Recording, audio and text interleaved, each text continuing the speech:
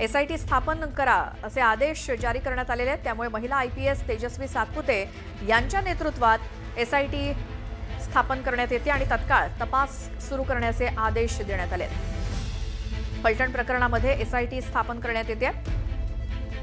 महिला आयपीएस तेजस्वी सातपुते यांच्या नेतृत्वात एसआयटी या प्रकरणाची चौकशी करेल, तपास करेल आणि तत्काळ हा तपास सुरू करण्याचे आदेश देण्यात आलेले आहेत। या संदर्भात माहिती आपण घेऊयात। आमचे प्रतिनिधी राहुल जोरी आपल्यासोबत आहेत। राहुल, मुख्यमंत्र्यांनी आधीच राज्याच्या पोलीस महासंचालकांना या एसआयटी स्थापन करण्यासंदर्भात आदेश दिलेले होते आणि आता त्याचे काय अपडेट? अगदी श्वेता, एकंदरीत बघितलं तर मागच्या काही दिवसांपासून फलटण आत्महत्या प्रकरण हे राज्यभरात चर्चेचा विषय ठरले। अनेक मुद्द्यांवरून यावरून राजकारण तापलेलं असताना मुख्यमंत्र्यांनी या संदर्भात स्पेशल एसआयटीची जी नोंद आहे ती केली होती आणि त्या संदर्भात महिला आयपीएस याच्या प्रमुख नेतृत्वाखाली या संदर्भात चौकशी केली जाईल असं देखील सांगितलं होतं। तेजस्विनी सातपुते ज्या की महिला आयपीएस आहेत आणि पुण्यात सध्या त्या डीसीपी म्हणून काम करतात।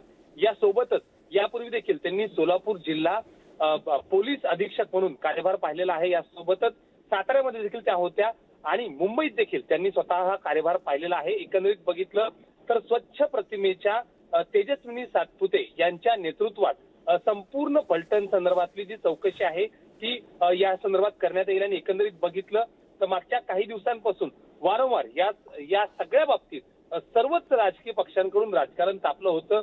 अगदी धनंजय मुंडेपासून ते अगदी सगळ्या राजकीय पक्षांनी संबंधित व्यक्तीची, संबंधित पीडित कुटुंबाची भेट घेतली होती आणि यामुळे कालच मुख्यमंत्र्यांनी ज्या पद्धतीने सांगितलं होतं निष्पक्ष चौकशी केली जाईल आणि महिला आयपीएस अधिकारी म्हणजेच महिला आयपीएस अधिकारी तेजस्विनी सातपुते यांच्या नेतृत्वात ही संपूर्ण चौकशी आता पार पडणार आहे। बिलकुल राहुल, धन्यवाद या माहितीसाठी।